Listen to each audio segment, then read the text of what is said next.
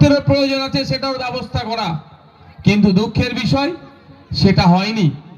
ফলে আমরা আমাদের মতো প্রচেষ্টাতে আমরা আমাদের কর্মী সমর্থক ও সাধারণ মানুষের সহযোগিতা নিয়ে সারা রাজ্যে বিভিন্ন সময়ে বিভিন্নভাবে রক্তদান শিবির করে থাকি। ফলে যারা থ্যালাসেমিয়া রোগে আক্রান্ত, যারা মুমূর্ষু রোগে আক্রান্ত, তাদের রক্তের কিছুটা হলেও যাতে যোগান দেওয়া যায়। তাই বন্ধুগণ, আপনারা দেখেছিলেন গত বছর অর্থাৎ ডিসেম্বর মাসেই 2023-এ ভাঙড়ে আপনাদের মতোই মানুষের সহযোগিতা নিয়ে 10 দিন ব্যাপী রক্তদান মহোৎসবের আয়োজন করেছিলাম।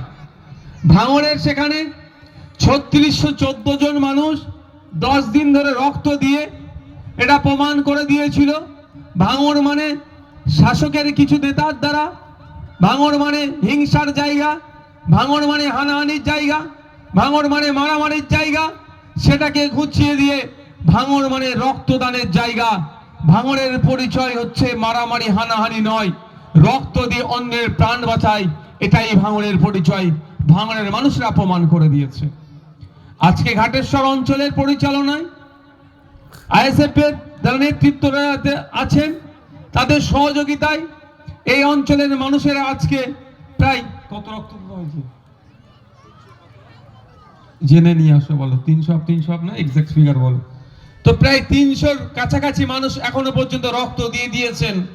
এটা প্রমাণ করে দিচ্ছে এই মন্দিরবাজারের মানুষ, এই ঘাটেশ্বরের মানুষ রক্তপাত মারামারি হানাহানি চায় না।